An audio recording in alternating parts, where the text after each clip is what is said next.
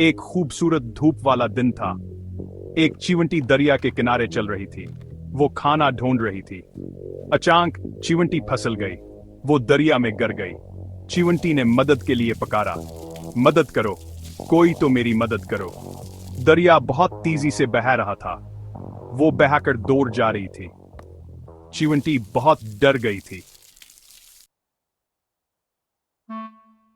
एक फाख्ता शाख पर बैठी थी। उसने चीवंटी को पानी में जदोजहद करते देखा।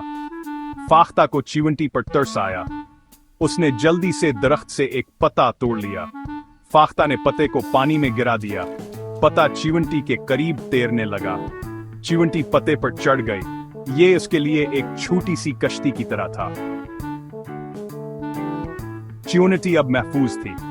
इसने पूरे दिल से फाख्ता का शुक्रिया अदा किया। कुछ दिन बाद चीवंटी जंगल में चल रही थी। इसने फाख्ता को एक शाख पर बैठा देखा, लेकिन कुछ गड़बड़ थी। एक शिकारी अपना गलेल फाख्ता की तरफ निशाना बना रहा था। फाख्ता ने शिकारी को नहीं देखा। चीवंटी जानती थी कि इसे जल्दी से काम करना है, उसे अपने दोस्त को बचाना है। चीवंटी ने जल्दी से सोचा। उसने शिकारी के नंगे पांव देखे। एक लम्हे में वो शिकारी की तरफ भागी। चीवंटी ने शिकारी के पांव को पूरी ताकत से काटा। शिकारी दर्द से चलाया। इसने अपना गलेल गिरा दिया। आवाज ने फाख्ता को चौंका दिया। इसने नीचे देखा और शिकारी को देखा।